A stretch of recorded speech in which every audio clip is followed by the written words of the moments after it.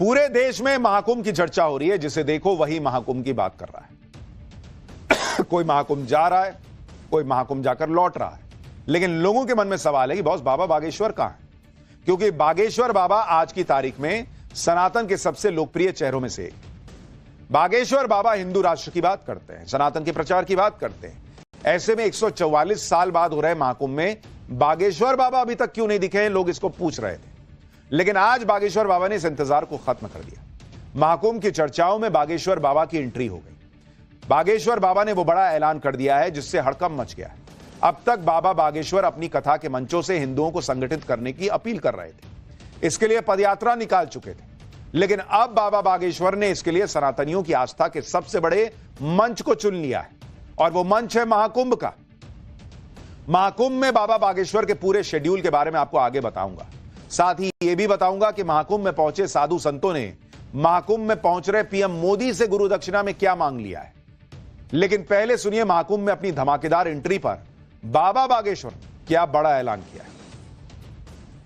हम भी आ रहे हैं महाकुंभ, एक नए संकल्प के साथ हम भी डुबकी लगाएंगे। जात पात और भेदभाव की मुक्ति के लिए हम भी डुबकी लगाएंगे। भारत को हिंदू राष्ट्र बनाने के लिए हम भी डुबकी लगाने आ रहे हैं। हिंदू जगाओ, हिंदुस्तान बचाओ। यानी बाबा बागेश्वर ने क्लियर कर दिया कि हिंदू जगाओ हिंदुस्तान बचाओ के संकल्प के साथ वो महाकुंभ पहुंच रहे हैं। बाबा बागेश्वर 25 जनवरी को प्रयागराज में चिदानंद मुनि श्री के परमार्थ निकेतन आश्रम में पहुंचेंगे। 27, 28 और 29 जनवरी को बाबा बागेश्वर महाकुंभ में हनुमंत कथा करने वाले हैं। 30 जनवरी को बाबा बागेश्वर संत महासम्मेलन में भी हिस्सा लेंगे। बाबा बागेश्वर ने खुद अपने महाकुंभ आने की जानकारी श्रद्धालुओं को दी है और बताया है कि 29 जनवरी यानी मौनी अमावस्या को होने वाले अमृत स्नान में वो संगम में आस्था की डुबकी लगाएंगे। सुनिए एक बार। महाकुंभ सनातन पर विचार के लिए रखा जाए। कुंभ का आयोजन सनातन पर विचार के लिए रखा जाता है। सनातन को बचाएं कैसे, हिंदुत्व का प्रचार कैसे हो, हिंदू राष्ट्र कैसे बने, और कौन असली है कौन नकली है, इस पर भी बात हो। हमारे सनातन धर्म में क्या कुरीतियां हैं, इन पर भी बात हो। इसलिए पूरे भारत के योगी, जपी, तपी, ऋषि, मुनि, साधु, सन्यासी वहां पहुंचे। उनके चरणों में हम प्रणाम करके महाकुंभ संकल्प है अपनी सनातन को बचाने के लिए, सनातन को बढ़ाने के लिए, हिंदुत्व को जगाने के लिए, हिंदुस्तान को बचाने के लिए, पूरे विश्व में शांति के लिए, इसी ध्येय के साथ हम जा रहे हैं संतों को प्रणाम करने। और 3 दिन तक सुनाएंगे कथा। 27, 28 और 29 तारीख को। 29 तारीख को है शाही स्नान, वहां करेंगे स्नान। महापुरुषों के चरणों में लौट करके करेंगे प्रार्थना कि जितने महाकुंभ में आए हैं, तो अगर वही हिंदू राष्ट्र का संकल्प ले लें तो भारत हिंदू राष्ट्र बनते देर नहीं लगेगी। महाकुंभ में चलिए एक बार अपनी संस्कृति को देखने के लिए, चित्र के लिए नहीं, चरित्र के लिए, रील के लिए नहीं, रियल के लिए। बॉस बाबा बागेश्वर क्लियर बोलते हैं, उनका विजन क्लियर है कि वो महाकुंभ में सिर्फ डुबकी लगाने नहीं जा रहे, बल्कि हिंदू राष्ट्र के लिए लोगों को जगाने जा रहे हैं, सनातन के लिए लोगों को जगाने जा रहे हैं, रील के लिए नहीं रियल के लिए जा रहे हैं। बागेश्वर बाबा सिर्फ महाकुंभ में पहुंच ही नहीं रहे, बल्कि वो ये भी कह रहे हैं कि महाकुंभ ऐसी जगह है जहां हिंदू समाज एकजुट दिख रहा है। हिंदुओं को एकजुट करना ही बागेश्वर बाबा का लक्ष्य है। यानी बागेश्वर बाबा कोई मौका नहीं छोड़ रहे कि कैसे हिंदुओं को एक किया जाए, चाहे महाकुंभ में जाकर हो, चाहे पदयात्रा करके हो, चाहे अपनी कथाओं के जरिए हो। महाकुंभ में कोई छोटा या बड़ा नहीं है, सब महाकुंभ की आस्था के रंग में रंगे हुए हैं। विदेश तक से लोग महाकुंभ में आ रहे हैं और पवित्र संगम में स्नान कर रहे हैं। बाबा बागेश्वर का कहना है कि जो महाकुंभ में दिख रहा है वैसा दूसरे धर्मों में नहीं होता। सुनिए क्या मैसेज दे रहे हैं बागेश्वर बाबा। 144 साल बाद ऐसा संयोग बना कि जब महाकुंभ का संयोग आया और पूरे विश्व के सनातनी नागरिक महाकुंभ में आस्था की डुबकी लगा रहे, त्रिवेणी संगम में आस्था की डुबकी लगा रहे। भारतीय नहीं, क्या देशी और क्या विदेशी। क्या अद्भुत सनातन है। दूसरे मजहब के लोग दूसरे लोगों को काफिर कहते हैं, और हमारा सनातन धर्म कितना अद्भुत है और कितना प्राचीन है और कितना विशाल है और कितनी विराट सोच का है कि क्या फ्रांसीसी, क्या नाइजीरियन, क्या अंग्रेज और क्या विदेशी और क्या देशी, कौन बड़ा कौन छोटा, कौन साधु कौन गृहस्थी, कौन राजा कौन रंक, सब डुबकी लगा रहे हैं। कहां? एक घाट पर, संगम में। यानी बागेश्वर बाबा ये कह रहे हैं कि जब आप संगम में जा रहे हो, डुबकी लगा रहे हो, उस पानी में जा रहे हो, तब तो कोई जात पात नहीं है। कोई तो ये नहीं देख रहा कि भाई वो दलित है, मैं उच्च वर्ग से हूं, क्या है नहीं है, सब एक साथ डुबकी लगा रहे हैं। तो जब ये महाकुंभ में हो सकता है तो महाकुंभ के बाद क्यों नहीं हो सकता? हिंदू इस तरह से एकजुट क्यों नहीं रह सकता? ये मैसेज देने के लिए वो जा रहे हैं। महाकुंभ के लिए रवाना होने से पहले बागेश्वर बाबा ने सनातन धर्म और सनातनियों के लिए महाकुंभ का महत्व क्या है उसके बारे में भी बताया। बाबा बागेश्वर ने पौराणिक कथाओं और प्राचीन ग्रंथों का जिक्र करते हुए बताया कि आखिर कुंभ नदी के किनारे ही क्यों महाकुंभ होता है। समुद्र मंथन हुआ तो समुद्र मंथन में 14 रत्न निकले। 14 रत्नों में एक रत्न है अमृत, और जब अमृत निकला तो देवताओं और राक्षसों में युद्ध हो गया। जब युद्ध हुआ तो अमृत की कुछ बूंदें छलकी जो 4 जगहों पर गिरी, प्रयागराज में, नासिक में, हरिद्वार में और उज्जैन में। और जहां पर अमृत की वो 4 बूंदें गिरी वहीं पर कुंभ लगता है। आगे बाबा बागेश्वर ने बताया कि चारों जगह नदियों के किनारे बसे हैं, इसलिए कुंभ के स्नान का बड़ा महत्व है, क्योंकि नदियां ही ये सिखाती हैं कि हम अपनी संस्कृति को सिंचित रखें, सींच के रखें। नदियां इसका संकेत हमको देती हैं कि हम अपनी प्रकृति और संस्कृति से जुड़े रहें। विचार भले ही नए हों पर संस्कार पुराने हों। इसके साथ ही बाबा बागेश्वर ने 3 प्रकार के कुंभ की भी जानकारी दी। अर्धकुंभ, पूर्ण कुंभ और महाकुंभ के नाम से जाना जाता है। बाबा बागेश्वर ने बताया कि जो अर्धकुंभ होता है वो 6 साल में आता है, पूर्ण कुंभ 12 साल में और महाकुंभ 144 साल में।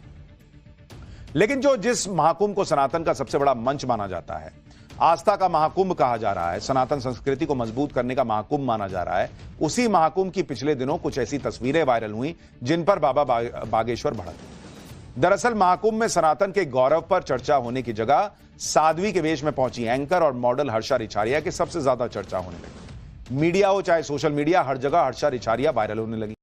हर्षा खबर है कि वो महाकुंभ में ही मौजूद है और 29 जनवरी को होने वाले अगले अमृत स्नान में भी पहले अमृत स्नान की तरह रथ पर सवार नजर आ सकती है। इसी तरह आईटी बाबा अभय सिंह भी अपने बयानों की वजह से खूब वायरल हुए। सनातन पर आईटी बाबा के ऐसे बयान वायरल हुए जिससे उनकी सोच पर सवाल उठने लगे। महाकुंभ में आते ही इन्होंने अपनी पहचान आईटी बाबा के तौर पर बना ली थी। इसी तरह से जब आईटी बाबा जो है वो वायरल हुए तो कई जगह उनको लेकर भी विवाद हुआ। उन्होंने महाकुंभ पहुंच रहे लोगों से अपील की कि रील के लिए नहीं बल्कि रियल के लिए महाकुंभ जाइए। 144 साल में यह मौका आया है, उसको फील कीजिए। सिर्फ रील के चक्कर में रहिएगा तो फील नहीं कर पाइएगा। सुनिए बाबा बागेश्वर।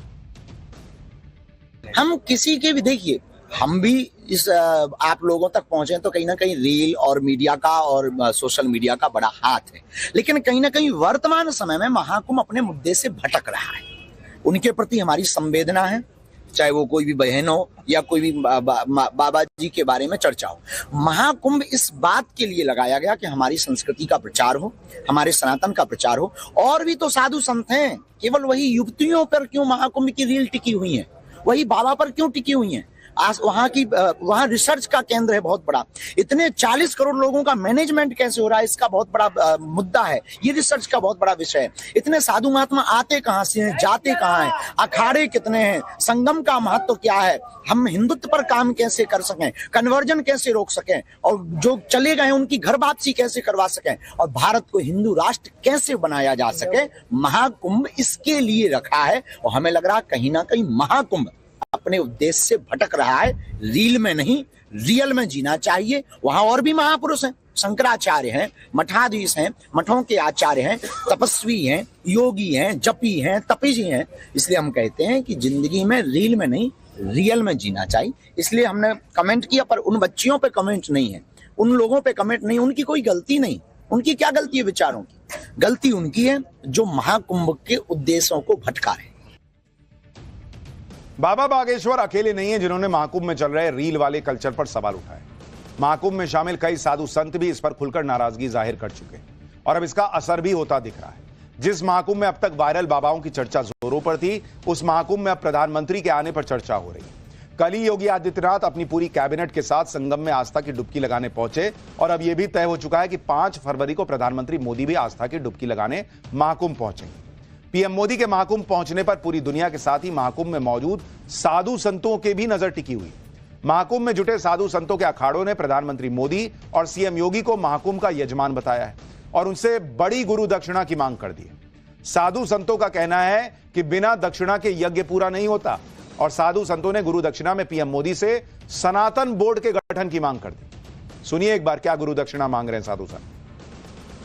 हमको देश के यशस्वी प्रधानमंत्री माननीय नरेंद्र मोदी जी, उत्तर प्रदेश के यशस्वी मुख्यमंत्री योगी आदित्यनाथ जी से 2 दक्षिणा चाहिए। सनातन बोर्ड हमको मिले, लेकिन वक्फ बोर्ड खत्म हो।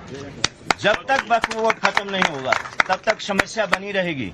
क्योंकि हमारे साथ आपको मैं निवेदन करना चाहता हूं, हमसे भूमि ली, हमारे मंदिर तोड़े, बहुत कुछ हुआ, तब इस देश में किसी को तकलीफ नहीं हुई, किसी के पेट में दर्द नहीं हुआ। और आज जब हम सनातन की बात करते हैं तो लोगों के पेट में दर्द होता है। अगर वक्फ बोर्ड है तो सनातन बोर्ड हमें चाहिए ही चाहिए। बिना सनातन बोर्ड लिए हम कुंभ से वापस नहीं जाएंगे।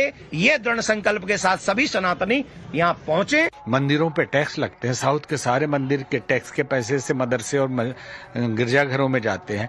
बिहार सरकार में 6% अगर मंदिर भी आप घर में बनाते हैं तो टैक्स आपको भरना पड़ेगा। तो हम हिंदुस्तान में हिंदू रह रहे हैं या बंटवारा करके हम कहीं अनाथ हो गए। हमारे रहने के लिए जगह, अपना भी देश, अपनी भी भूमि नहीं है, ऐसा प्रतीत होता है। एक तो सारे बोर्ड खत्म कर दीजिए और यहाँ पे यूनिफॉर्म सिविल कोड लाइए, एक समता रखिए, सबको बराबर मानिए। अन्यथा बहुत सारे बोर्ड हैं, तो पहले तो इसमें जो बहुसंख्यक धर्म को मानने वाले लोग हैं उनका भी सशक्त सनातन बोर्ड होना चाहिए यहाँ। यानी महाकुंभ से आवाज उठ रही है कि प्रधानमंत्री मोदी गुरु दक्षिणा दें और जिस तरह से वक्फ बोर्ड है वैसे सनातन बोर्ड बने। महाकुंभ में पहुंचे साधु संत मोदी और योगी से गुरु दक्षिणा में सनातन बोर्ड क्यों चाहते हैं, इसकी वजह समझना भी जरूरी है। एक रिपोर्ट के मुताबिक आंध्र प्रदेश में 43,000 मंदिर सरकार के अंडर आते हैं। उन मंदिरों की संपत्ति से जो कमाई होती है, उन मंदिरों को जो दान मिलता है, उसका सिर्फ 18% हिस्सा ही मंदिरों पर खर्च होता है। बाकी 82% रकम कहां जाती है, इसका कोई हिसाब नहीं। बात सिर्फ आंध्र प्रदेश की नहीं है, देश के 15 राज्यों में करीब 4 लाख मंदिरों पर डायरेक्ट या इनडायरेक्ट तौर पर सरकार का कंट्रोल है। ये वो मंदिर हैं जिनकी कमाई लाखों करोड़ों में। सनातन बोर्ड की मांग इसलिए भी उठ रही है क्योंकि प्रयागराज में जिस जगह पर महाकुंभ हो रहा है उसकी जमीन पर भी वक्फ बोर्ड के नाम पर दावा ठोकने की कोशिश हो चुकी है। सुनिए सनातन बोर्ड की मांग पर आध्यात्मिक गुरु देवकीनंदन ठाकुर क्या कह रहे हैं। सनातन बोर्ड का मतलब है जो आध्यात्मिक प्लेसेज हैं, हम उन पे जो, और वो भी मंदिर वो जो सरकार के अंडर है। दूसरी बात आपने कहा कि वक्फ बोर्ड ने सनातन की किसी जगह को लिया।